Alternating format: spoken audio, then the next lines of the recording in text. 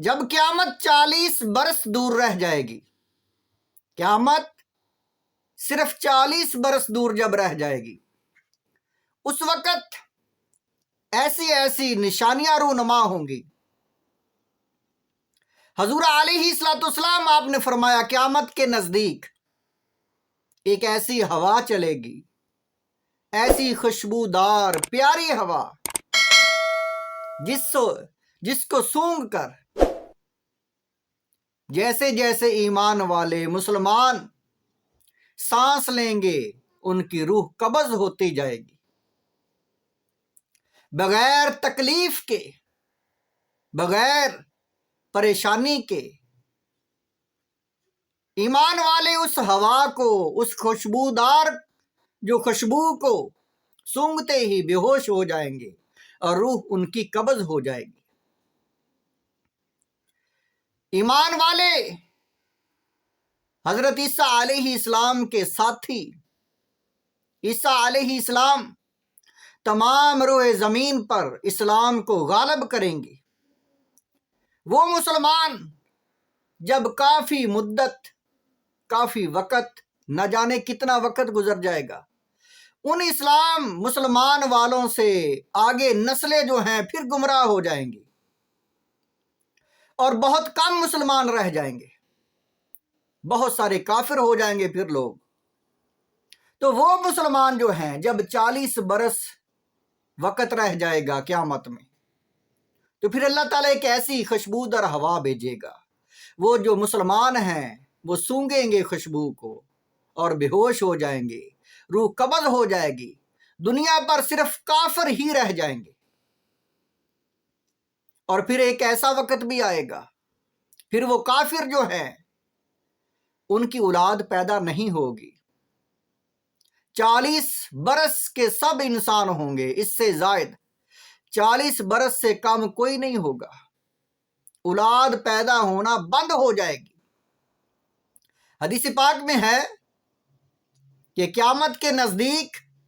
حضور علیہ السلام آپ نے فرمایا، بخاری شریف کی حدیث ہے، کتاب الرقاق باب ہے، حدیث نمبر 6506، حضرت ابو ہریرہ آپ راوی ہیں، لا تقوم الساعة حتى تطلع الشمس من مغربها، مغرب سے سورج طلوع ہوگا، توبہ کا دروازہ فوراً بند ہو جائے گا۔ فَإِذَا طَلَعَتْ فَرَاحَ النَّاسُ آمَنُوا أَجْمَعُونَ فَذَلِكَ حِينَ لَا يَنْفَعُ نَفْسًا ایمانُهَا، فرمایا اس وقت لوگ چاہیں گے کلمہ پڑھ لیں، مسلمان ہو جائیں، فرمایا وہ مسلمان ہونے کی کوشش کریں گے لیکن توبہ کا دروازہ بند ہو جائے گا، ایمان قبول نہیں ہوگا۔ وہ وقت ایمان، توبہ کا دروازہ بند ہے، ایمان قبول نہیں ہے، قیامت رونما ہونے والی ہے۔ فرمایا پھر کوئی انسان اپنے کام میں مصروف ہے، کوئی انسان کچھ کر رہا ہے، کوئی اپنے بکری گائے وغیرہ کو دودھ دو رہا ہے، کوئی دودھ جو ہے پینے کے لیے جو ڈال رہا ہے، اپنے اپنے کاموں میں مصروف ہوں گے۔ اچانک اللہ کا حکم ہوگا، قیامت اچانک آئے گی، اللہ کا حکم ہوگا، اسرافیل علیہ السلام سور پھونکیں گے، پہلے آہستہ آہستہ آواز ہوگی، پھر آواز تیز ہوتی جائے گی، لوگ سنیں گے اور جیسے جیسے سنتے جائیں گے روح قبض ہوتی جائے گی، مرتے جائیں گے، سارے ہی مر جائیں گے، فرشتے بھی، انسان بھی، حیوانات، جنات، جو کچھ بھی ہے، زندگی ختم ہو جائے گی، زمین و آسمان فنا ہو جائیں گے۔ اسرافیل علیہ السلام خود فوت ہو جائیں گی اپنی ہی سور کو جو ہے پھونکنے کی وجہ سے۔ جب ہر چیز فنا ہو جائے گی، ختم ہو جائے گی، زندگی ختم ہو جائے گی، تو اللہ تعالیٰ فرمائے گا لمن الملک اليوم، بادشاہ کون ہے آج، کس کی بادشاہی ہے، مالک کون ہے ہر چیز کا، کہاں ہے متکبرین، خدائی کا دعویٰ کرنے والے، آج کون ہے؟ پھر خدا خود ہی فرمائے گا جواب کہاں سے آئے؟ کوئی جواب دینے والا نہیں ہے۔ تو اللہ تعالیٰ فرمائے گا للہ الواحد القہار، اللہ ہی،